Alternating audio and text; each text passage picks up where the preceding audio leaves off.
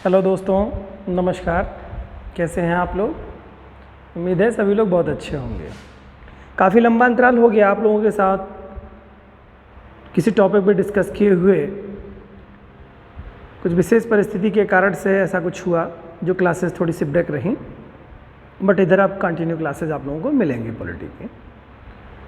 आज हम लोग बड़ा ही महत्वपूर्ण टॉपिक स्टार्ट करने जा रहे हैं स्थानीय स्वशासन के संदर्भ में। लोकल स्तर पर जो सरकारें होती हैं, जो एडमिनिस्ट्रेशन के अंग होते हैं, उनके संदर्भ में आज हम लोग जानेंगे। अभी तक हम लोगों ने काफ़ी महत्वपूर्ण बिंदुओं पर चर्चा कर रखी है, जिसमें हम लोगों ने संविधान के काफ़ी भागों में भाग 1 से लेकर के अब भाग 8 तक के बारे में हम लोगों ने चर्चा कर रखी है। सारे एक एक टॉपिक को हमने बहुत डिटेल से देखा है। आज हम लोग भाग 9 के संदर्भ में जो पंचायतें हैं, जो लोकल सेल्फ गवर्नमेंट है, स्थानीय स्वशासन है, उसके बारे में विशद रूप से चर्चा करने का प्रयास करेंगे और जानेंगे कि हमारे यहाँ जो व्यवस्थाएं हैं, केंद्र और राज्य स्तर के बाद की जो व्यवस्थाएं हैं, लोकल स्तर पे किस तरह की गवर्नमेंट्स कार्य करती हैं, ग्रामीण क्षेत्रों में किस तरह की संरचना है, शहरी क्षेत्रों में किस तरह की संरचनाएं वर्क करती हैं।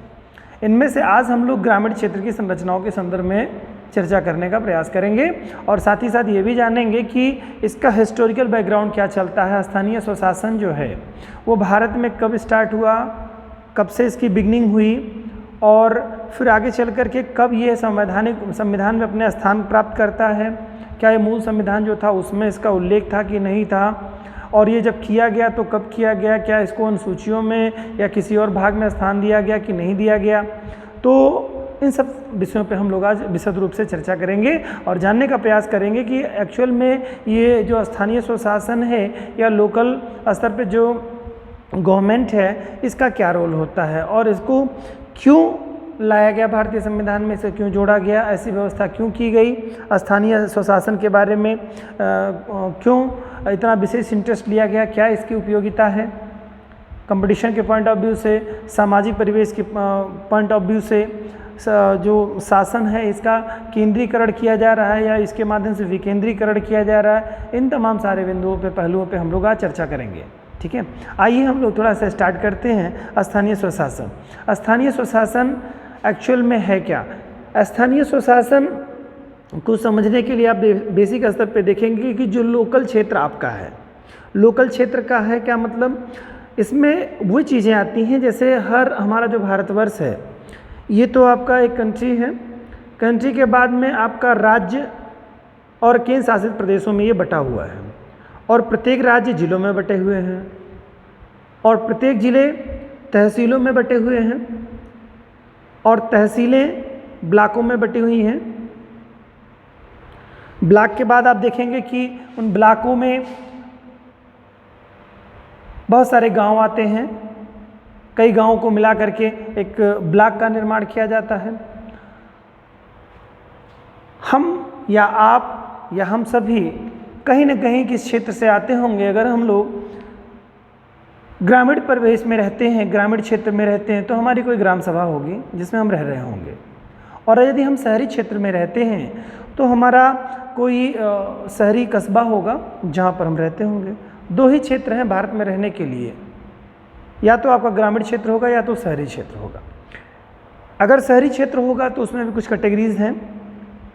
मेट्रोपॉलिटन सिटी है या महानगर निगम है या नगर निगम है या किस तरह की नगर पालिका है, वो छोटे स्तर पे, बड़े स्तर पे, इसके बारे में हम लोग आगे के बिंदुओं पे चर्चा करेंगे। लेकिन आज हम लोग ग्रामीण क्षेत्रों के बारे में चर्चा करेंगे कि जो लोग ग्रामीण क्षेत्र में रहते हैं वो निश्चित तौर से किसी ग्राम सभा में रहते ही होंगे। वो जो ग्राम सभा होती है उसमें क्या संरचना होती है, किस रूप में वहाँ पर स्ट्रक्चर होता है, शासन की कौन सी इकाई वहाँ वर्क करती है, आज हम लोग मूल रूप से स्थानीय स्वशासन के संदर्भ में इन्हीं बिंदुओं पर चर्चा करेंगे। तो जो हम जिन ग्रामीण क्षेत्रों में हम रहते हैं वहाँ पर आप देखेंगे कि जो ये स्ट्रक्चर है संघीय शासन व्यवस्था की जो संरचना है, यानी कि जो केंद्र में सरकारें हमारी हैं और जो हमारे राज्य में सरकारें हैं, ये तो अपना वर्क करती हैं भारतवर्ष के प्रत्येक क्षेत्रों पर, लेकिन साथ ही साथ अगर हम देखेंगे ग्रामीण क्षेत्रों में, तो इन बिंदुओं पे भी हमें देखने को मिलेगा कि हमारे ग्रामीण क्षेत्र में हमको ग्राम प्रधान देखने को मिलेंगे। हर गाँव के ग्राम प्रधान होते हैं।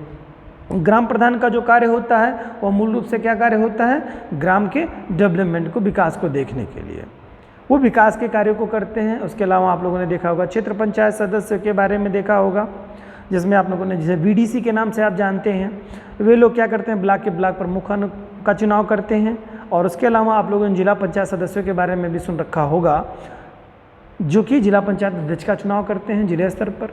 तो ये 3 स्तर की संरचनाओं के बारे में बहुत सारे बच्चे जान रहे होंगे। जो बच्चे नहीं जानते हैं, आज हम लोग इन बिंदुओं पर, कब ये डेवलप हुआ, कब ये संरचना आई, कौन सी समिति ने इसकी संस्तुति के आधार पर त्रिस्तरीय पंचायतों की व्यवस्था की गई, बलवंत राय मेहता जानते होंगे आप लोग।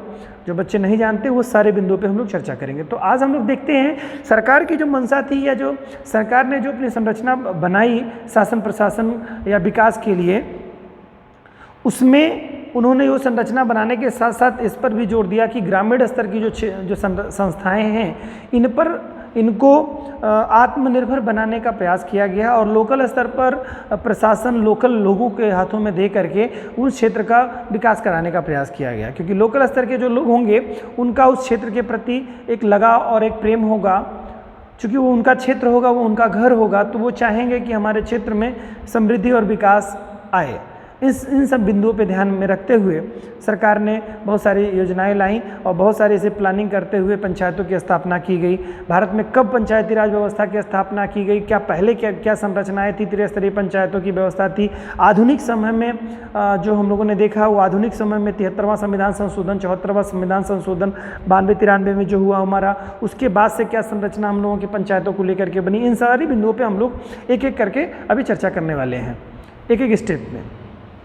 तो आप लोगों ने भी समझा होगा बात को कि ये जो लोकल स्तर की जो सरकारें हैं, लोकल स्तर का जो प्रशासन है, इसे यही आपका स्थानीय स्वशासन के अंतर्गत आता है।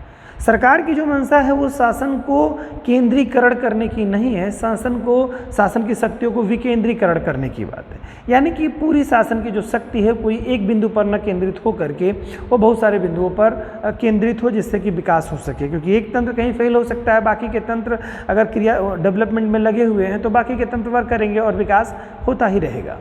तो इन बिंदुओं को ध्यान में रख करके जो है स्थानीय स्वशासन की संरचना बनाई गई, लाई गई।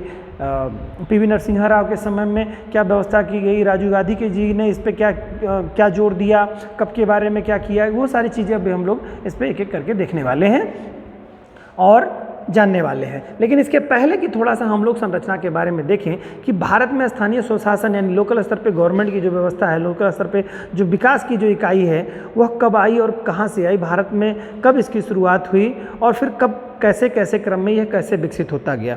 इसके बाद हम लोग इसी में देखेंगे कि कौन कौन सी समितियां आई, जिन समितियों ने स्थानीय स्वशासन को और स्ट्रांग और समृद्ध बनाने के लिए अपनी विचारधारा इसमें दी, अपनी बातों को रखा और कैसे विकास किया जाए, इन पर उन्होंने अपना पूरा जोर दिया, बताया। और शासन ने समय समय पर इन जो समितियां जो गठित की गई, आयोग जो गठित किए गए, उन आयोगों की जो सिफारिशें थी, रिक्वायरमेंट्स थी, उनको भी शासन ने समय समय पर जितना ज़रूरी समझा उसको लागू किया, पूर्ण रूप से लागू किया या आंशिक रूप से लागू किया। कुछ संस्कृतियों की सिफारिश की गई जिनको सरकार ने नकार दिया और किनको लागू किया गया, ये सब सारे विषय पे हम लोग देखने वाले हैं। आइए देखते हैं कि भारत में कब इन सब चीज़ों की स्टार्ट हुई, स्थानीय स्वशासन की जो संरचना है वो भारत में कब से देखने को मिलती है। एक आप तो इसको जानते ही हैं कि भारत जो है ये शुरुआती दौर से ही, यानी कि अगर हम बात करें कि हम प्राचीन काल में अगर हम चले जाएंगे तो प्राचीन काल में हम लोग देखेंगे कि मौर्य काल के समय में और मुगलों के समय में इनके कालों में भारत में स्थानीय स्वशासन की जो एक कहिए संरचना है वो डेवलप हो चुकी थी, विकसित हो चुकी थी। उस समय लोकल स्तर पे प्रशासन और शासन की जो है इकाइयाँ भारतवर्ष में क्रियाशील हो चुकी थी। तो भारत में मतलब ये नहीं है कि आज स्थानीय स्वशासन जो देख रहे हैं वो आज की उपज है, ये मौर्य काल में अगर हम जाएंगे तो उसके बाद में मुगल काल में आएंगे तो वहाँ की संरचना में हम देखेंगे ये बहुत ही प्राचीन काल से हमारे यहाँ स्थानीय स्वशासन का स्वरूप थोड़ा भिन्न रह सकता है, उसकी संरचना थोड़ी सी डिफर हो सकती है, लेकिन वो इस्टेब्लिश रहा है। तो हम ये जानिए आप लोग इस चीज़ को कि मौर्य काल से लेकर के मुगल काल तक ही ये अस्तित्व में थी, यानी कि हमारे यहाँ स्थानीय स्वशासन की व्यवस्था आधुनिक नहीं है, ये प्राचीन काल से हमारे भारतीय सभ्यता में ये व्याप्त रही है। ठीक है, तो जब ये मौर्य काल से लेकर के मुगल काल तक भारत में अस्तित्व में थी तो डेफिनेटली जब ये अब मुगल काल के बाद आप जानते ही हैं कि मुगल काल में ही हमारे यहाँ अंग्रेज आ जाते हैं और अंग्रेज़ों का शासन भारत में स्थापित होता है।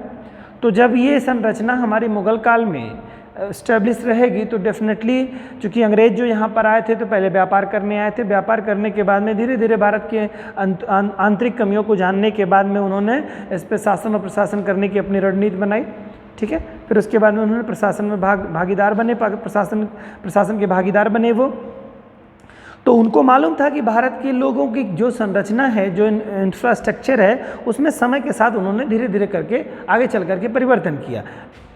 तो पहले से जो संरचना स्थानीय स्वशासन की जो व्यवस्था थी उसमें बहुत ज़्यादा कुछ छेड़खानी शुरुआती दौर पे बिंदुओं पे उन्होंने नहीं की।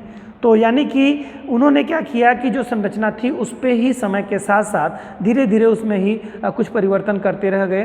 थोड़ा परिवर्तन जो ज़रूरत समझा हो, ज़रूरत के अकॉर्डिंग उन्होंने अपने परिवर्तन किए। इसके अलावा आप लोग देखेंगे कि समय समय पर जितने भी अंग्रेज़ों की जितनी भी योजनाएँ आई, चाहे 1909 का अधिनियम हो, चाहे 1919 का अधिनियम हो, यानी कि मॉन्टेग्यू चेम्सफोर्ड सुधार हो या मार्लियामेंटो सुधार हो या मॉन्टेग्यू चेम्सफोर्ड सुधार हो, इसके बाद में 1935 का अधिनियम हो, तो वहाँ पर आप सब देखेंगे भी संरचनाओं के बारे में कि उस पर भी उन्होंने स्थानीय स्वशासन के बारे में किन किन बिंदुओं पर चर्चा की। ठीक है, तो अंग्रेजों का जब समय आया तो अंग्रेजों ने भी इस पर जोर दिया। ठीक है, क्या किया अंग्रेजों ने? ब्रिटिश काल में भी कुछ प्रयास किए गए कि स्थानीय स्वशासन को और अच्छा, स्ट्रांग और समृद्धशाली बनाया जाए, इस पर मतलब जोर दिया जाए, जिससे कि भारतीय जनता प्रशासन में सहयोग कर सके। ठीक है, और इन्होंने क्या किया उस दौर में? उन्होंने किया 1864 ईस्वी में स्थानीय स्वशासन को एक प्रस्ताव के द्वारा मान्यता प्रदान की गई। अंग्रेजों के समय में, यानी ब्रिटिश गवर्नमेंट के काल में, ब्रिटिश सरकार के काल में 1864 ईस्वी में स्थानीय स्वशासन को एक प्रस्ताव के द्वारा मान्यता प्रदान की गई। ठीक है, यानी कि संसद में, उस समय की जो पार्लियामेंट थी उस संसद में ये प्रस्ताव 1864 ईस्वी में लाया गया और उसमें स्थानीय स्वशासन को एक प्रस्ताव के माध्यम से इस्टेब्लिश करने की विचारधारा रखी गई वहाँ पे। फिर आगे के दर में क्या होता है? 1870 ईस्वी में लॉर्ड मेयो ने पंचायतों के कार्यात्मक एवं वित्तीय सहायता प्रदान करने की वकालत की या प्रदान की उसको, मतलब उस समय जो है वायसराय थे लॉर्ड मेयो, उन्होंने क्या किया? 1870 के दशक में इन्होंने मेयो ने पंचायतों के कार्यात्मक एवं वित्तीय सहायता के लिए, कार्यात्मक यानी कार्य के लिए, वित्तीय सहायता यानी कि वित्तीय उनको कुछ स्वतंत्रता दी गई कि जिससे कि वो स्थानीय स्वशासन को स्ट्रांग किया जाए। अब आप लोग एक क्रमबद्ध तरीके से आप लोग देखेंगे, जो हम लोग अभी आज पढ़ेंगे, जो पढ़ रहे हैं हम लोग, इसमें हम लोग देखेंगे कि भारतीय इतिहास में प्राचीन काल से लेकर के आधुनिक काल तक कैसे कैसे डेवलप हुआ, इसको हम लोग समझने का प्रयास करेंगे। मैं वही आपको बता रहा हूँ, इसी क्रम में मैं चल रहा हूँ आपको कि मौर्य काल में, फिर उसके बाद मुगल काल में, मुगल काल के बाद ब्रिटिश काल आ जाता है, ब्रिटिश काल के बाद हमारा देश स्वतंत्र हो जाएगा। फिर ये संरचना कब कब कैसे कैसे किस क्रम में बढ़ती चली गई आप लोग देखेंगे। आपने सुन रखा है लॉर्ड रिपन के बारे में, रिपन को बोलते हैं स्थायी स्वशासन का जनक माना जाता है। ये सारे बिंदुओं पे हम लोग चर्चा करने वाले हैं, लेकिन हम लोग एक क्रमबद्ध तरीके से देखें कि कैसे कैसे कब कब ये अंग्रेज़ों ने इस पर ध्यान दिया स्थायी स्वशासन के बिंदु पर। ठीक है, तो 1870 में लॉर्ड मेयो ने पंचायतों को कार्यात्मक और वित्तीय सहायता प्रदान की। फिर आगे चल करके जो वायसराय बने 1882 ईस्वी में, वो लॉर्ड रिपन बनते हैं। ठीक है, लॉर्ड रिपन 1882 ईस्वी में वायसराय बन करके आते हैं भारत के, और उन्होंने फिर क्या किया? स्थानीय स्वशासन के लिए एक प्रस्ताव पारित किया, जिसके द्वारा पूरे देश में उपखंड या तालुका बोर्ड कहिए उसको, या जिला बोर्ड स्थापित करने का सुझाव दिया। ठीक है, और इससे स्थानीय इसे ही स्थानीय स्वशासन का मैग्ना कार्टा कहा गया। ठीक है, 1882 ईस्वी में लॉर्ड रिपन ने स्थानीय स्वशासन के लिए एक प्रस्ताव अपनी संसद में पारित किया और कराया एक तरह से कहिए, और उसके माध्यम से पूरे देश में कई तालुकाओं में, उपखंडों में और जिला बोर्डों की स्थापित करने का इन्होंने सुझाव दिया, और यही जो सुझाव है लॉर्ड रिपन का, वही आप स्थानीय स्वशासन का मैग्ना कार्टा के नाम से जाना जाता है। और भारत में स्थानीय स्वशासन के जनक के रूप में भी लॉर्ड रिपन को इसी के कारण से जाना जाता है। ठीक है, इन्होंने मतलब एक तरह से कहिए अंग्रेजी काल में स्थानीय स्वशासन को जन्मदाता आप कह सकते हैं, इनको कहती हैं किताबें, एग्जाम में पूछता भी है आपको, तो ये बात ध्यान रखिएगा। स्थानीय स्वशासन का जनक जो है लॉर्ड रिपन के नाम से को कहा जाता है। ठीक है, फिर आगे क्या होता है, फिर आगे के दौर में आप देखेंगे तो 1907 का एक दशक आएगा, जिसमें आप लोग देखेंगे कि इस समय जब बंगाल विभाजन की स्थिति में आ रहे हैं, बंगाल विभाजित हो रहा है, लेकिन स्थानीय स्वशासन पर हम लोगों की क्रियाएं किस रूप में कार्य कर रही हैं। 1909 का अधिनियम आएगा, फिर 1919 का अधिनियम आएगा, 1909 का मार्लियामेंटो सुधार देखेंगे, फिर 1919 का मॉन्टेग्यू चेम्सफोर्ड सुधार देखेंगे। तो यहाँ बात हो रही है मार्लियामेंटो सुधार से पहले की बात, 1909 से पहले की बात। क्या हो रहा है, 1907 में अस्थायी स्वशासन संस्थाओं की स्थिति की जांच के लिए एक कमेटी गठित की गई थी, बहुत ही महत्वपूर्ण है। शाही कमेटी के बारे में, इसके बारे में हम लोग चर्चा कर रहे हैं, एग्जाम में पूछता है तो इसको बहुत ध्यान से समझिएगा। 1907 ईस्वी में स्थानीय स्वशासन की स्थिति की जांच के लिए CEH हाब हाउस ये अध्यक्षता करते हैं, तो इनका नाम याद रखिएगा। CEH हाब हाउस की अध्यक्षता में राजकीय विकेंद्रीकरण आयोग, इंपॉर्टेंट है, कौन सा आयोग गठित किया गया था, तो राजकीय विकेंद्रीकरण आयोग, जिसे शाही आयोग के नाम से भी जाना जाता है। बहुत ही इंपॉर्टेंट, वेरी वेरी इंपॉर्टेंट, आप इसको ध्यान रखिएगा, एग्जाम में पूछा है कई बार, आगे भी पूछेगा।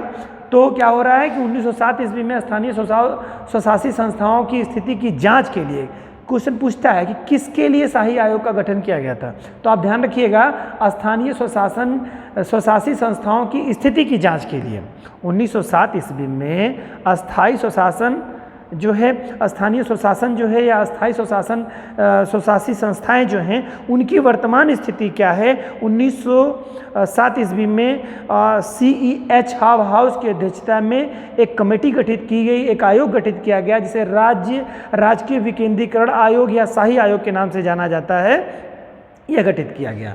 ठीक है, और इस आयोग ने अपनी रिपोर्ट जो है 1909 ईस्वी में अपनी रिपोर्ट को प्रस्तुत किया, और रिपोर्ट में इसने बताया स्वायत्त संस्थाओं के विकास पर विशेष जोर दिया। इन्होंने, किसने, शाही आयोग ने स्वायत्त संस्थाओं के विकास पर विशेष ध्यान दिया। ठीक है, तो आप ध्यान रखिएगा कि ये शाही आयोग किससे संदर्भित है, तो स्थानीय स्वशासी संस्थाओं की स्थिति की जाँच के लिए, स्थानीय स्वशासी संस्थाओं की स्थिति की जांच के लिए 1907 ईस्वी में CEH हाब हाउस की अध्यक्षता में शाही आयोग का गठन किया गया। अध्यक्षता में शाही आयोग कहिए कि गठन किया गया, या राजकीय विकेंद्रीकरण आयोग का गठन किया गया, यानी कि जो शक्ति है वो एक व्यक्ति में न केंद्रित होकर के विकेंद्रित हो जाए, बहुत सारे इकाइयों में कन्वर्ट हो जाए। और इसने क्या किया था, इसने मतलब इसने अपनी रिपोर्ट जो है 2 साल बाद अपनी प्रस्तुत की। 1909 ईस्वी में इसने रिपोर्ट दी, जिसमें इसने सिफारिश की कि स्वायत्त संस्थाओं के विकास पर विशेष जोर देने के लिए इन्होंने सरकार को, शासन को सुझाव दिया था।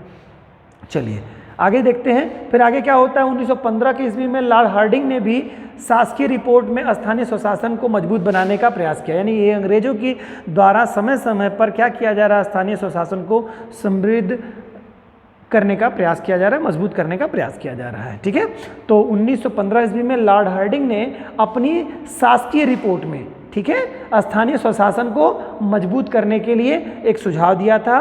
फिर आगे चलते हैं हम लोग 1919 के दौर में आ जाते हैं। 1919 के मॉन्टेग्यू चेम्सफोर्ड सुधार के द्वारा स्थानीय स्वशासन के बारे में स्पष्ट प्रावधान किया गया, यानी भारत में अंग्रेजों के दौर में स्पष्ट रूप से स्थानीय स्वशासन के बारे में कब प्रावधान किया गया, तो आप इसको ध्यान रखिएगा के बारे में स्पष्ट प्रावधान जो किया गया है 1919 के अधिनियम या मॉन्टेग्यू चेम्सफोर्ड सुधार आप कह सकते हैं इसको।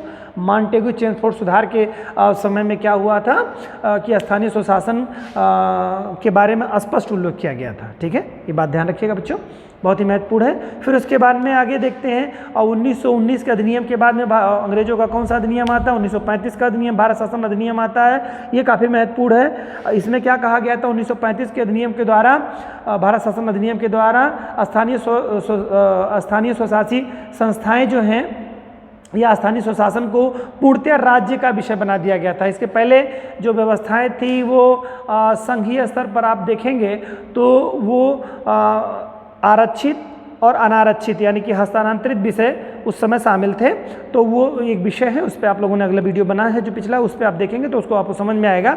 यानी कि जो प्रशासन की इकाई थी केंद्रीय स्तर पे वो 2 स्तरों पर बांटी हुई थी। एक तो था कि जो कि वायसराय अपनी कार्यकारिणी के साथ में एक कमेटी गठित करता था, वो आरक्षित विषय थे, उस पर किसी को कुछ कहने का अधिकार नहीं था। एक हस्तांतरित विषय थे जिस पे भारतीय पार्लियामेंट मिल करके गवर्नर को अपनी सलाह देती थी, तो गवर्नर या वायसराय उस पर अपने कार्य करते थे। तो वही बात कह रहा है यहाँ पर क्या होता है कि जो स्थानीय स्वशासन का जो विषय 1935 के अधिनियम में क्या किया गया था, वह संघ का विषय न बना करके राज्य का विषय बना दिया गया था। यानी कि अब इस पे क्या करता था, पूर्णतः राज्य का विषय बना दिया गया, यानी कि अब राज्य इस पे ही निर्णय लेगा। इससे क्या होता है कि राज्य जब निर्णय लेगा तो थोड़ी स्वायत्ता और बढ़ती चली जाएगी। ठीक है, तो 1935 के अधिनियम में स्थानीय स्वशासन को पूर्णतः राज्य का विषय बना दिया गया था। ठीक है, ये तो आपका हो गया अंग्रेजों के दौर तक का विषय कि अंग्रेजों के समय में कब कब क्या क्या अंग्रेजों ने भारत में स्थानीय स्वशासन को लेकर के किन किन बिंदुओं पर क्या क्या विषय ध्यान। ये तो बात हो गई कि अंग्रेजी शासनकाल में क्या क्या व्यवस्थाएं की गई थी स्थानीय स्वशासन के बारे में। आगे हम लोग देखेंगे अब इसके बाद में क्या होगा। 1935 के अधिनियम के बाद में अंग्रेजों, आपको मालूम है कि फिर कोई अधिनियम लेकर के नहीं आ पाते हैं अंग्रेज, और उसके बाद में भारत शासन अधिनियम ही आता है। भारत की आज़ादी को लेकर के जो भी प्रस्ताव उसके बाद आते हैं उसके संदर्भ में आता है, इनका कोई स्पेशल कोई रूल नहीं आ पाता है। तो 1935 का अधिनियम एक लास्ट इंपॉर्टेंट अधिनियम इनका रहता है जो कि सुधार के रूप में रहता है। बाकी तो ये अपनी काम चलाऊ स्थिति बनाए रखते हैं केवल भारत में कुछ दिनों तक रहने के लिए। भारत पूरी तरह से आंदोलनरत रहते हैं लोग, और भारत आज़ाद होने के लिए पूरी तरह से एक तरह से कहीं तैयार हो जाता है, और उनको लगता है कि कुछ और नहीं विशेष कर पाएंगे, तो इस नाते वो कुछ नहीं कर पाते। तो स्थानीय स्वशासन में अंग्रेजों की इतनी ही देन रही है। अब हमारा क्या होगा कि अब हमारा देश आज़ाद हो जाएगा, संविधान सभा गठित होगी, और संविधान सभा में संविधान का निर्माण होगा, और संविधान का जब निर्माण होगा तो वहाँ पर स्थानीय स्वशासन के बारे में क्या बात कही गई उसके बारे में हम लोग चर्चा करते हैं। तो एक गांधीवादी नेता थे जिनका नाम था, आप देखेंगे तो मन्ना नारायण अग्रवाल साहब थे। बहुत ही महत्वपूर्ण है नाम, इनको ध्यान रखिएगा, मन्ना नारायण अग्रवाल। ठीक है, ये गांधीवादी नेता रहते हैं, मन्ना नारायण अग्रवाल। ठीक है, इन्होंने क्या किया कि संविधान सभा जो संविधान बन रहा था तो उसमें आपको मालूम है कि संविधान इसीलिए था कि उसमें हर बिंदु पर, चाहे फंडामेंटल राइट हो, चाहे वो नीति निर्देशक तत्व हो, या जो भी चीज़ें हों, भारत में सुधारात्मक सारी चीज़ें लोग, वहाँ के जो चुने हुए प्रतिनिधि आते थे वो लोग अपनी बातों को रखते थे, और संविधान सभा का जो संविधान का निर्माण जो कर रही इकाई होती थी उसके सम्मुख बात को रखी जाती थी, और उसमें अगर सही होने पर उसको एक्सेप्ट किया जाता था। ठीक है, तो उसी में से ही स्थानीय स्वशासन के संदर्भ में ये बहुत ही फेमस नाम है, गांधीवादी नेता हैं मन्ना नारायण अग्रवाल जी। इन्होंने क्या कि संविधान सभा में पंचायती राज व्यवस्था का समर्थन किया था। इन्होंने क्या कहा था, मन्ना नारायण अग्रवाल ने संविधान सभा में पंचायती राज व्यवस्था को अडॉप्ट करने के लिए, स्वीकार करने के लिए इन्होंने पुरजोर समर्थन किया, और इनके समर्थन के कारण से ही भारत में पंचायती राज व्यवस्था को इस्टेब्लिश करने के लिए नीति निर्देशक तत्वों में स्थान दिया गया। भाग 4 में पंचायती राज व्यवस्था के संदर्भ में एक तरह से कहिए कि एक जगह दी गई, स्थान दिया गया। ठीक है, भाग 4 में नीति निर्देशक तत्वों के अंतर्गत पंचायती राज व्यवस्था को स्थान दिया गया, और अनुच्छेद 40 के अंतर्गत पंचायती राज व्यवस्था को शामिल कर लिया गया। क्या कहा गया कि मन्ना नारायण अग्रवाल ने जो इन्होंने एक सुझाव दिया कि इसमें पंचायती राज व्यवस्था को भारतीय संविधान में शामिल किया जाना चाहिए, जो कि नीति निर्देशक तत्व का विषय बना। आगे चल करके भाग 4 में जो है इसको स्थान दिया गया, और अनुच्छेद 40 में पंचायती राज व्यवस्था को आगे के चल करके भारतीय संविधान में स्वीकार कर लिया जाता है। ठीक है, इसके बाद की स्थिति क्या होती है, भारत सरकार ने स्वतंत्रता प्राप्ति के बाद गांधी जी के जो एक ग्राम स्वराज की जो गांधी जी की अवधारणा थी उसको साकार करने के लिए क्या करती है भारत सरकार, उसमें देखते हैं हम लोग। तो भारत सरकार ने क्या किया, ग्रामीण स्वराज की अवधारणा को साकार करने के लिए पंचायती राज व्यवस्था पर विशेष बल दिया गया। ठीक है, किसने ध्यान दिया, भारत सरकार ने पंचायती राज व्यवस्था को अडॉप्ट करने के लिए, चूँकि गांधी जी की विचार थी, गांधी जी का विचार था कि ग्राम स्वराज की अवधारणा को लेकर के गांधी जी का विशेष उत्थान था। आपने देखा होगा कि जितने भी कौशल विकास की चीज़ें हैं, गांधी जी ने इससे चरखा वगैरह हो गया, स्वरोजगार पे कपड़े बुनने हो गए, इस तरह की बहुत सारी जो हैंडक्राफ्ट की जो आज स्थिति आप देखते हैं वो गांधी जी की देन है। तो वो गांधी जी को गाँव को समृद्ध बनाना चाहते थे, स्थानीय स्तर पर लोगों को समृद्ध करना चाहते थे, तो उनकी अवधारणा थी। उसी के संदर्भ में भारत सरकार जब आज़ाद होता है देश हमारा, गांधी जी जब नहीं रहते हैं इस दुनिया में तो उनकी अवधारणा को, उनकी विचारधारा को भारत सरकार अडॉप्ट करती है। उसी विषय पर हम लोग चर्चा कर रहे हैं। भारत सरकार ने स्वतंत्रता प्राप्ति के बाद गांधी जी के ग्राम स्वराज की अवधारणा को साकार करने के लिए पंचायती राज व्यवस्था पर विशेष बल दिया गया तथा केंद्र में पंचायती राज एवं सामुदायिक विकास मंत्रालय की स्थापना की गई। बहुत ही महत्वपूर्ण है, पंचायती राज विभाग और सामुदायिक विकास मंत्रालय की स्थापना की गई और उन्हीं के सुझाव पर, भारत सरकार के द्वारा किसके सुझाव पर, गांधी जी का जो एक ग्राम स्वरोजगार की अवधारणा जो थी उसको ध्यान में रखते हुए भारत सरकार ने क्या किया था, पंचायती राज व्यवस्था, पंचायती राज एवं सामुदायिक विकास मंत्रालय, एक स्पेशल, एक अलग मंत्रालय बनाया गया। भारत सरकार जब भारत आज़ाद हुआ तो एक नया मंत्रालय बनाया गया, जिस मंत्रालय का नाम पंचायती राज एवं सामुदायिक विकास मंत्रालय का नाम दिया गया। और इसका जो मंत्री, जो सबसे पहले मंत्री बने थे एस.ई. डे को मंत्री बनाया गया था।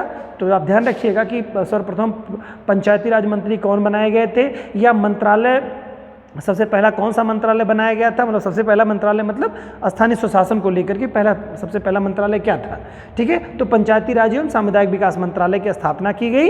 किसके लिए, क्यों की गई? क्योंकि भारत सरकार महात्मा गांधी के ग्राम स्वराज की अवधारणा को साकार करने के लिए पंचायती राज एवं सामुदायिक विकास मंत्रालय की स्थापना करती है और इसमें पहला जो मंत्री बनाया जाता है एस.ई. डे महोदय को इसका मंत्री बनाया जाता है। ठीक है, आगे चल करके क्या देखते हैं, आप देखते हैं कि 2 अक्टूबर का जो दिन आप देखते हैं तो गांधी जी जयंती के रूप में इसको मनाया जाता है।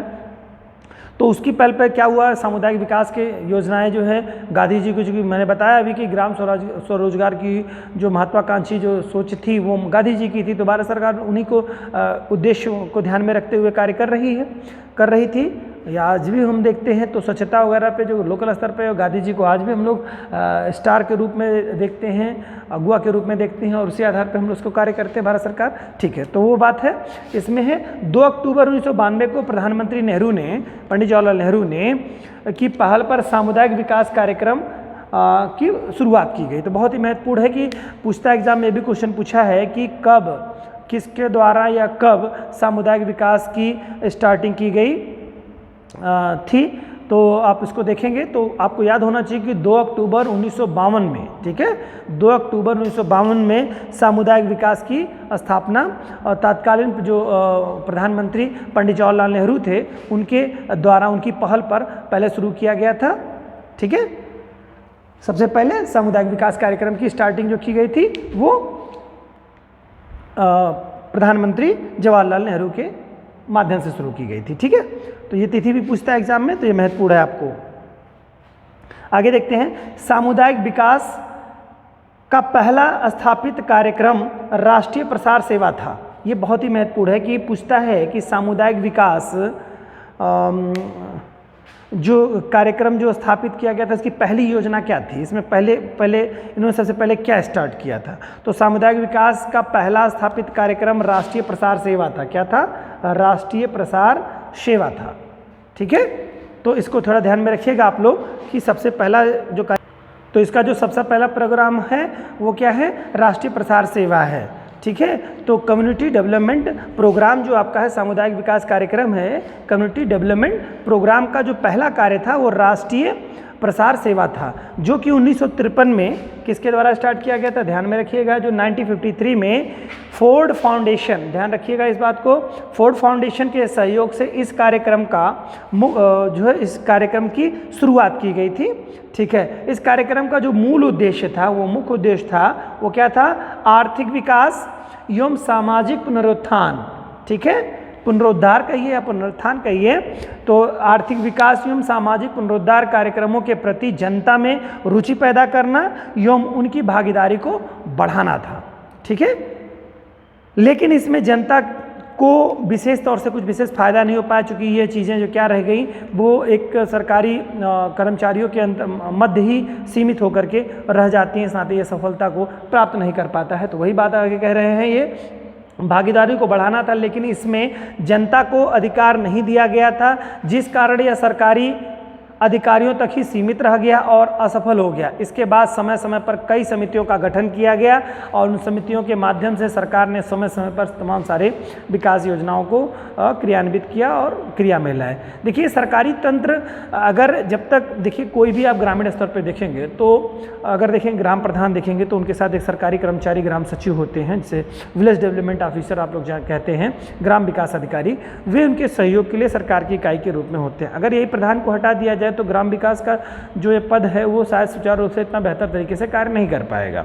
तो वो वहाँ पर बात हो रही है पंचायती राज की स्थापना करने से पहले, एक तरह से कहिए जो हमारा 73वां संविधान संशोधन जो 92 में 93 में हम लोगों का जो क्रिया रूप में आता है वो भी लागू होने के बाद बहुत बाद में हुआ, तो वहाँ पर उस समय सरकारी तंत्र का एक विशेष रोल हुआ करता था, तो वो इतना डेवलपमेंट भारत में होने की चांसेस कम बनते थे। तो वही बात कह रहा है कि यहाँ पर सरकारी तंत्र का विशेष रोल होने के कारण से इसमें डेवलपमेंट उतनी बेहतर स्थिति में नहीं हो पाया और यह योजना एक तरह से कहिए एक तरह से फ्लॉप या असफल स्थिति को पहुँच जाती है। लेकिन उसके साथ समय समय पर कई समितियों का गठन किया जाता है, जिनमें से सबसे महत्वपूर्ण है बलवंत राय मेहता समिति। बलवंत राय मेहता समिति के बारे में बलवंत राय मेहता जो समिति है ये बहुत ही महत्वपूर्ण समिति है। भारत में त्रिस्तरीय पंचायतों की जो व्यवस्था की गई है वो इसी समिति की देन है।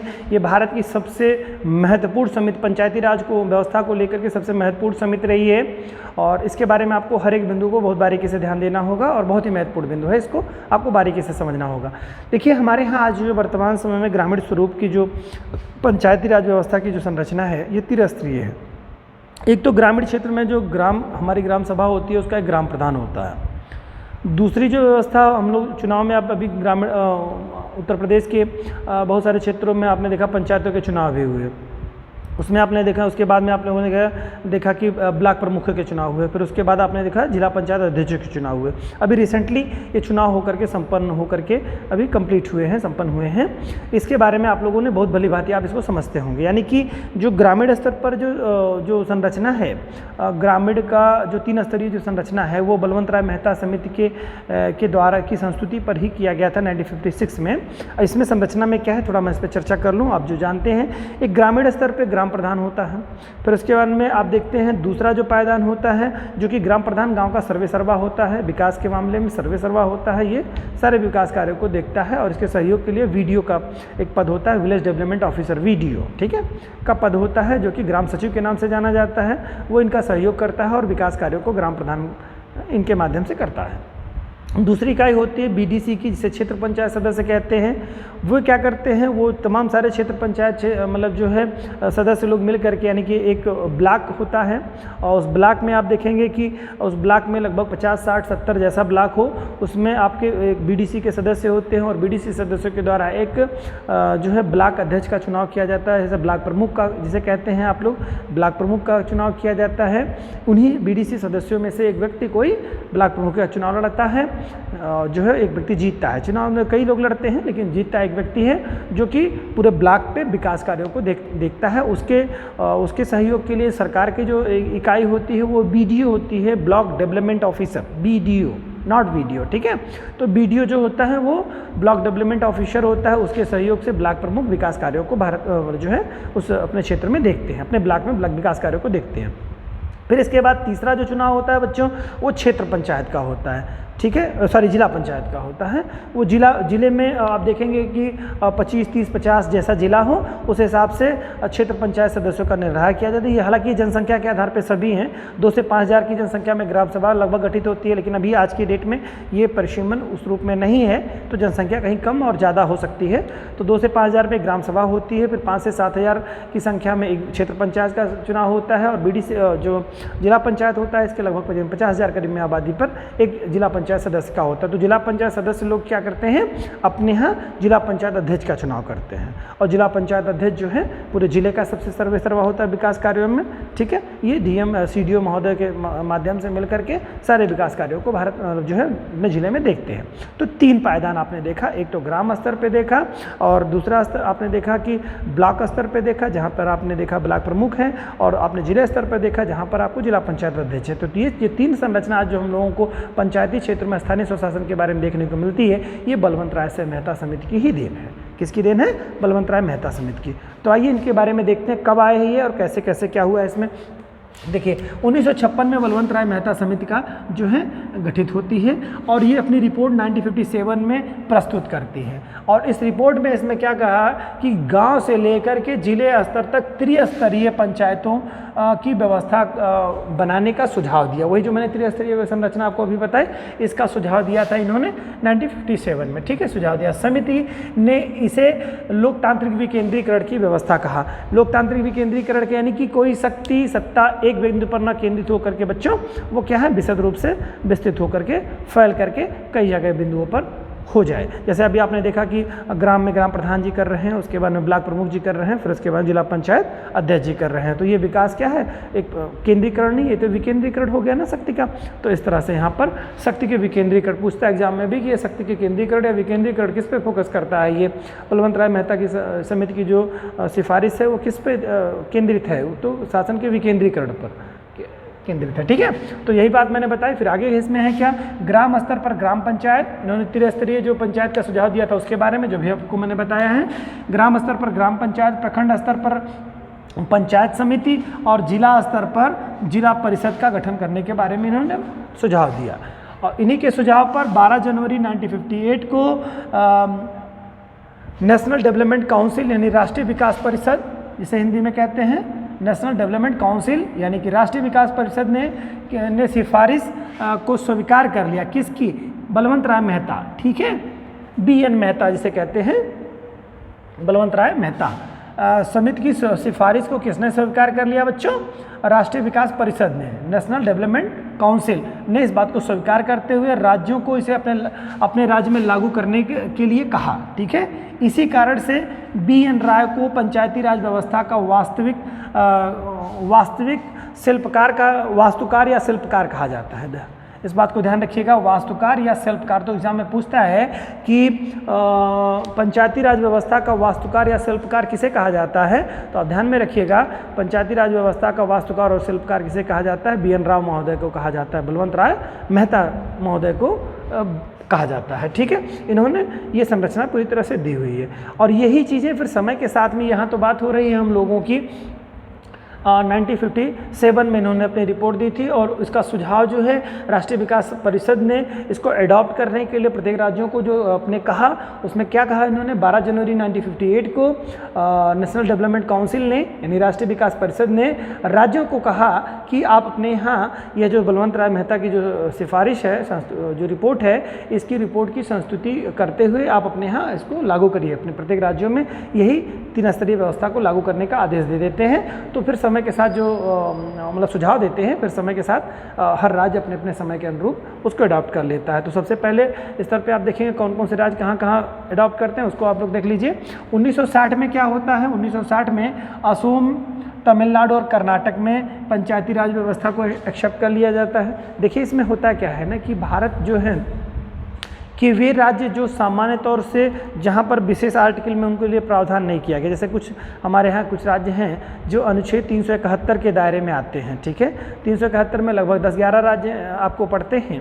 वो राज्यों के बारे में आप देखेंगे उन राज्यों को विशेष दर्जा मिला है, तो उनकी बात अगर हम छोड़ दें, बाकी शेष तो जो राज्य हमारे बचते हैं उन सारे राज्यों ने इसको समय समय पर अपने यहाँ अडॉप्ट कर लिया। उसके पहले आप देखें अनुच्छेद 370 के तहत जम्मू एंड कश्मीर था, जो कि आज वर्तमान समय में वो समाप्त कर दिया गया है, वहाँ पर अनुच्छेद 370, ठीक है। उसी तरह 371 है जो राज्यों के लिए विशेष दर्जे का प्रावधान किया था, मैंने इसको पढ़ाया है। आप लोग टॉपिक को देखिएगा कि उसके अंतर्गत कौन कौन से राज्य आते हैं, तो वहाँ को छोड़ करके बाकी और शेष राज्यों में समय समय पर कहाँ कहाँ इसको अडॉप्ट किया गया वो देखिए। 1960 में असम, तमिलनाडु और कर्नाटक में पंचायती राज व्यवस्था को स्वीकार कर लिया जाता है, अडॉप्ट कर लिया जाता है। फिर 1962 में महाराष्ट्र में, हालांकि महाराष्ट्र और गुजरात दोनों को मैंने अनुच्छेद 371 के दायरे के अंतर्गत आते हैं, वहाँ के राज्यों में भी गया है। कुछ पूर्वोत्तर भारत के राज्य हैं जहाँ पर पंचायती राज व्यवस्था को नहीं स्वीकार किया गया है, ठीक है, तो वो ध्यान रखिएगा। तो 1962 में क्या है महाराष्ट्र में, 1963 में गुजरात में, 1964 में पश्चिम बंगाल में इसको बलवंत राय मेहता महोदय की जो है सिफारिश को एक्सेप्ट कर लिया जाता है, ठीक है।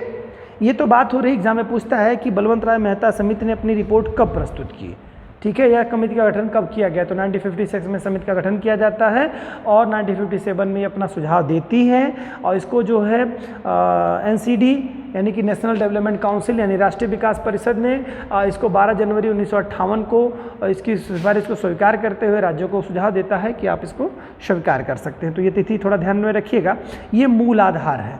फिर इसके 20 साल बाद, लगभग करीब में 20 ईयर्स बाद क्या होता है? पंचायती राज व्यवस्था की मूल्यांकन और इसके प्रभावों को जानने के लिए, इसके मूल्यांकन करने के लिए, यानी बलवंत राय मेहता की समिति के सुझाव से जो 20 सालों से हमारे यहाँ व्यवस्था चल रही थी, उसी को मतलब उसका मूल्यांकन करने के लिए 1977 ईस्वी में क्या किया जाता है? अशोक मेहता कमेटी का गठन किया जाता है। किस चीज़ के लिए? तो ध्यान रखिएगा, ये पूछता है एग्जाम में कि अशोक मेहता समिति का गठन कब और किसके लिए किया गया था? तो पंचायती राज व्यवस्था के मूल्यांकन और अधिक प्रभावशाली बनाने के लिए, कि मतलब उसे और कैसे इफेक्टिव बनाया जाए, यानी कि जो आपका बलवंत राय मेहता जो समिति की सिफारिशों के आधार पर जो पिछले 20 सालों से पंचायती राज व्यवस्था की जो संरचना चल रही है, तो इसका मूल्यांकन किया जाए, इसमें कमियां क्या आ रही हैं सामने और क्या ऐसा किया जाए कि और ज़्यादा इफेक्टिव और प्रभावशाली बन सके। तो इसके लिए इन्होंने 1977 में अशोक मेहता की अध्यक्षता में एक कमेटी गठित की जाती है। उस कमेटी का जो वर्क होता है वो क्या होता है? पंचायती राज व्यवस्था के मूल्यांकन और अधिक प्रभावशाली बनाने पर जोर दिया जाता है। इस समिति ने सितंबर 1977 में अशोक मेहता की अध्यक्षता में कुल 13 सदस्य रहते हैं। इसमें अध्यक्ष महोदय को लेकर के 13 सदस्यीय समिति है और इसने अगस्त 1978 में अपनी रिपोर्ट देता है। ये गठित कब की जाती है? ये ध्यान रहे, सितंबर 1977 को अशोक मेहता समिति गठित की जाती है, जिसमें कुल 13 सदस्य रहते हैं मेहता साहब को लेकर के। इसके बाद में यह जो अपनी रिपोर्ट देती है वह अगस्त 1978 को, यानी लगभग 1 साल बाद ये अपनी रिपोर्ट पेश करती है। इस रिपोर्ट में इन्होंने क्या कहा है? समिति ने द्विस्तरीय ढांचे की संस्तुति की है, यानी कि यहाँ पर जो संरचना है वह त्रिस्तरीय जो संरचना है, ग्रामीण स्तर पर, फिर प्रखंड स्तर पर, है ना, फिर उसके बाद में जिला स्तर पर जो संरचना है, इन्होंने अशोक मेहता ने इसको त्रिस्तरीय ना करके 2 स्तरीय व्यवस्था की है इसमें। और इसमें इन्होंने बीच वाला जो स्तर है, ठीक है, वो प्रखंड स्तर जो आपका कहते हैं, यहाँ पर आप लोग देख लीजिए प्रखंड स्तर है जो है, इसको इन्होंने समाप्त करने की बात यहाँ पे कही है। तो आगे देखते हैं हम लोग, तो इसमें क्या क्या बात कहते हैं ये। और इसमें ही इन्होंने मंडल की स्थापना करने की बात की। मंडलों में इन्होंने कहा, यानी ग्रामीण संरचना है उसको थोड़ा सा बदलने, यानी कि एक तरह से कहिए कि प्रखंड और ग्राम स्तर वाली संरचना उसको थोड़ा डिस्टर्ब करने का इन्होंने प्रयास किया है और संस्तुति अपनी करते हैं। हालांकि ये रिपोर्ट फिर आगे चल करके मतलब सरकार, भारत सरकार इसको एक्सेप्ट नहीं करती है, देख लीजिए, लेकिन कहते क्या है ये।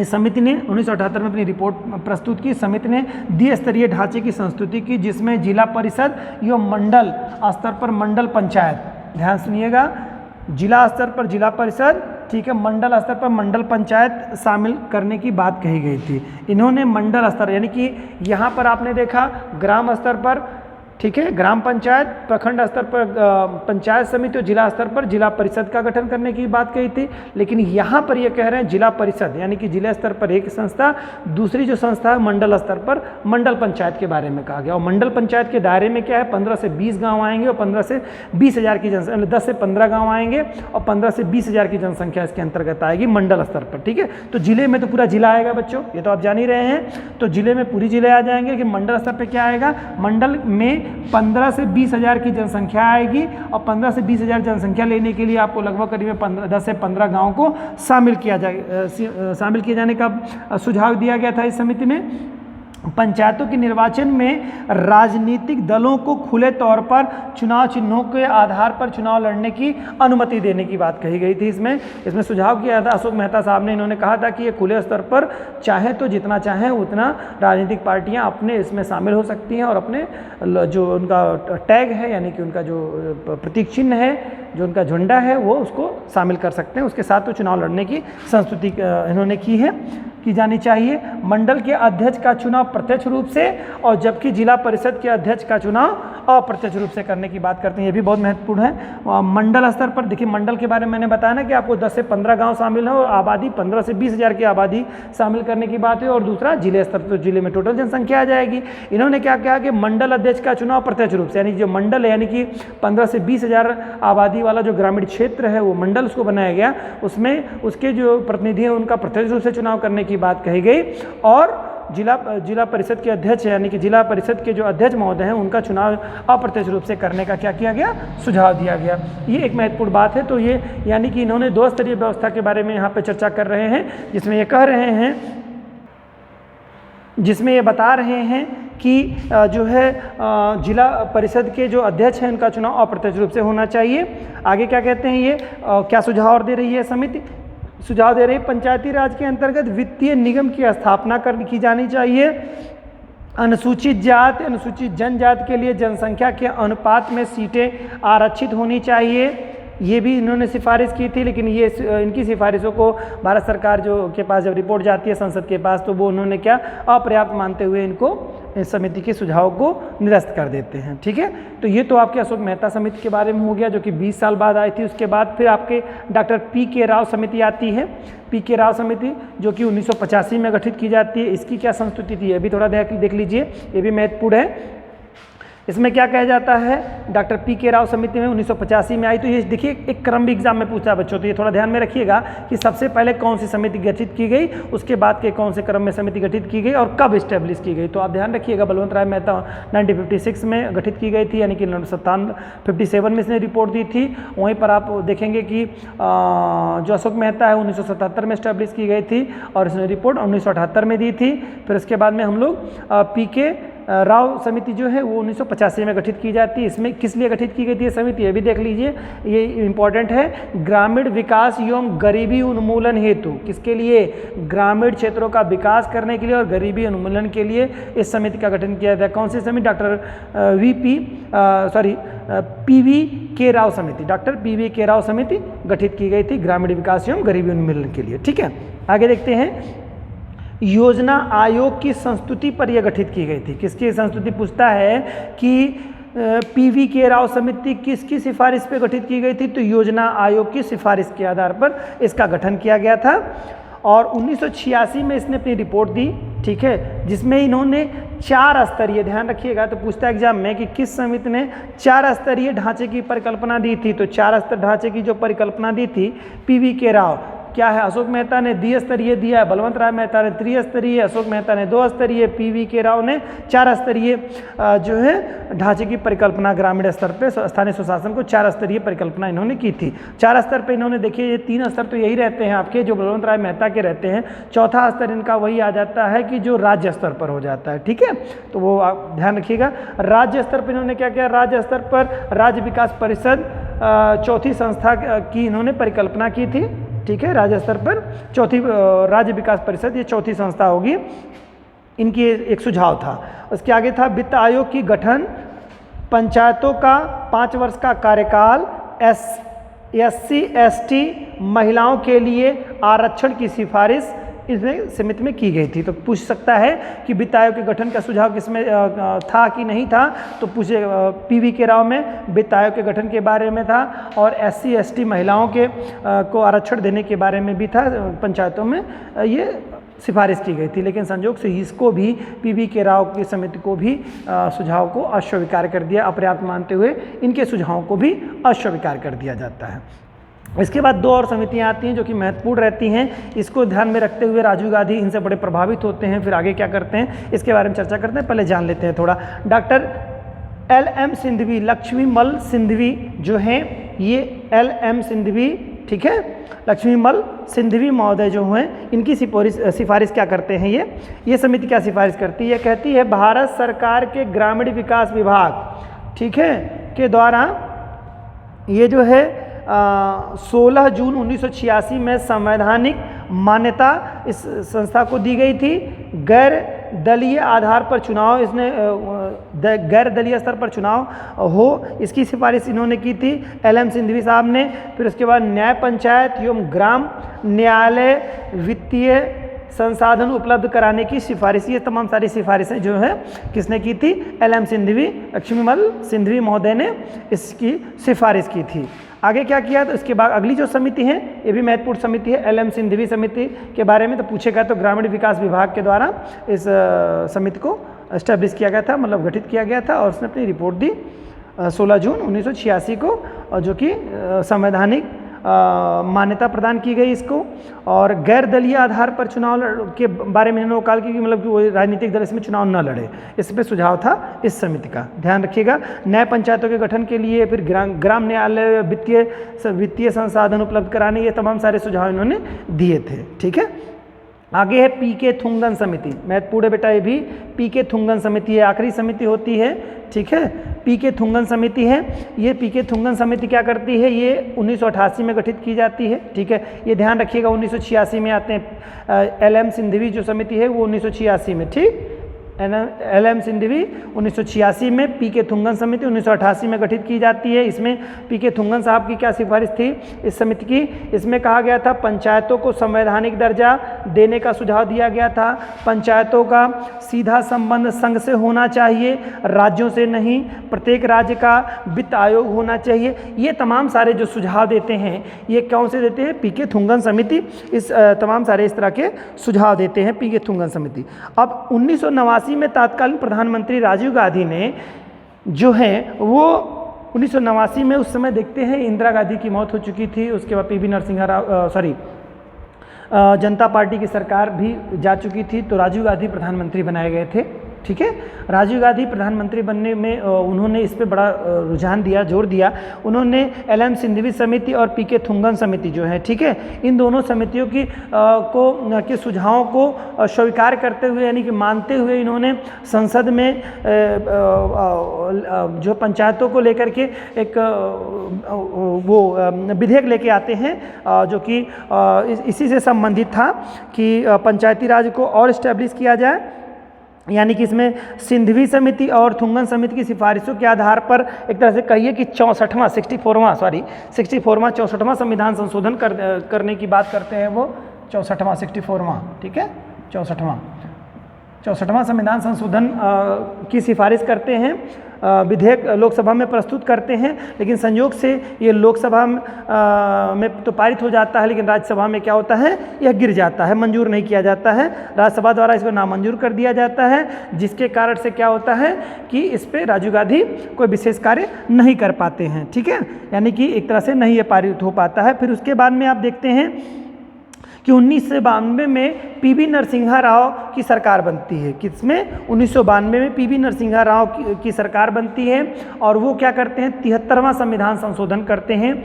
और 73वां संविधान संशोधन करके 1992 के बाद में इन्होंने लोकसभा और राज्यसभा में, देखिए 64वां संविधान संशोधन किसने किया था, राजीव गांधी महोदय ने किया। लेकिन ये लोकसभा में तो पारित हो जाता है, लेकिन राज्यसभा में पारित नहीं हो पाता है, इस कारण से यह ध्वस्त हो जाता है, नहीं पारित हो पाता है। उसके बाद में 1992 ईस्वी में PV नरसिम्हा राव जो है आते हैं, वो 73वां संविधान संशोधन विधेयक लाते हैं, संसद में पास करते हैं। और 22 और 23 दिसंबर 1992 को, 22 और 23 दिसंबर, ध्यान रखिएगा तिथि, 22 और 23 दिसंबर को, 22 दिसंबर को ये लोकसभा में और 23 दिसंबर को राज्यसभा में पारित हो जाता है। फिर इसके बाद में 73वां संविधान संशोधन भारत में लागू कर दिया जाता है। और ये जो लागू करने की जो स्थिति है, राष्ट्रपति, देखिए इसमें 22-23 मैंने क्या बताया, दिसंबर में 22-23 दिसंबर को, ध्यान रखिएगा, 22 और 23 दिसंबर को, 22 दिसंबर को लोकसभा में, 23 दिसंबर को राज्यसभा में ये जो है पारित हो जाता है। 22-23 दिसंबर को ये स्वीकार कर लिया जाता है। फिर इसके बाद क्या होता है, यहाँ पर आप देखेंगे, फिर 20 अप्रैल को, है ना, 20 अप्रैल 1993 को, 20 अप्रैल बहुत ही महत्वपूर्ण है, अप्रैल 1993 को, ठीक है, राष्ट्रपति महोदय की स्वीकृति मिल जाती है इस पर। ठीक है, राष्ट्रपति महोदय की स्वीकृति मिल जाती है। और अभी आपने देखा 22 और 23 क्या है, दिसंबर है, ये 1992 की बात हो रही है। ठीक है, 1992 की बात हो रही है, जब यहाँ पर लोकसभा में और 23 दिसंबर को राज्यसभा में पारित हो जाता है। और 20 अप्रैल को, ठीक है बच्चों, क्या है, 20 अप्रैल 1993 राष्ट्रपति की स्वीकृति मिल जाती है। राष्ट्रपति की स्वीकृति मिलने के बाद से तुरंत इसको जो क्या हो जाएगा, ये संवैधानिक रूप से अपना एक स्थान प्राप्त कर लेगा। और फिर 24 अप्रैल 1993 से 73वां संविधान संशोधन पूरी तरह से भारत में लागू कर दिया जाता है। कब से, ये तिथि ध्यान रखिएगा, 24 अप्रैल, कौन सी डेट, 24 अप्रैल 1993 से। ठीक है, ये क्या हो जाता है, इसमें पंचायती राज व्यवस्था को पूर्ण रूप से भारतवर्ष में लागू कर दिया जाता है। बलवंत राय मेहता की जो संस्तुति जो रिपोर्ट रहती है इसको पूरी तरह से भारत में लागू कर दिया जाता है। लागू करने के उपरांत जो है भारत में आज की डेट में ये लागू है, ठीक है। तो 73वां संविधान संशोधन करने के बाद में आपकी अनुसूचियाँ भी जोड़ी जाएंगी वहाँ पर, यहीं पर ही आप देखेंगे दूसरा भी संविधान संशोधन नगर पालिका के नगर निगम के लिए भी हुआ है, यानी कि ग्रामीण स्तर पर 73वां संविधान संशोधन और उसके बाद तुरंत इसके बाद 74वां संविधान संशोधन भी लाया जाता है। तो 73वां संविधान संशोधन जो लाया जाता है वो ग्रामीण संरचना को जो आपकी बलवंत राय मेहता समिति की जो सिफारिश थी उसी को एक्सेप्ट करके उसी को लागू कर दिया जाता है पूर्ण रूप से, ठीक है। और ये पूरे भारतवर्ष में 24 अप्रैल 1993 को पंचायती राज व्यवस्था, जो आज वर्तमान समय में हम जो पंचायतों के चुनाव देखते हैं, जो संरचना देखते हैं, वो 1993 से 24 अप्रैल को लागू हुई थी। तो इस नाते 24 अप्रैल को ही पंचायती राज दिवस के रूप में मनाया जाता है। उम्मीद है कि आप लोग इसको वीडियो समझ में आया होगा। आगे के बारे में हम लोग देखेंगे 24 अप्रैल 1993 में 73वां जो संविधान संशोधन पूर्ण रूप से लागू हुआ भारतवर्ष में, आगे क्या क्या संरचना कैसे कैसे स्थिति करता है वो आगे के क्रम में हम लोग पढ़ेंगे। उम्मीद है कि आप लोगों को वीडियो समझ में आया होगा। आगे भी इसे कंटिन्यू पढ़ते रहिए, आगे भी हम लोग बहुत अच्छी अच्छी बातें करने वाले हैं स्थानीय स्वशासन के संदर्भ में 73वां संविधान संशोधन और उसके बाद 74वां संविधान संशोधन के बाद। धन्यवाद।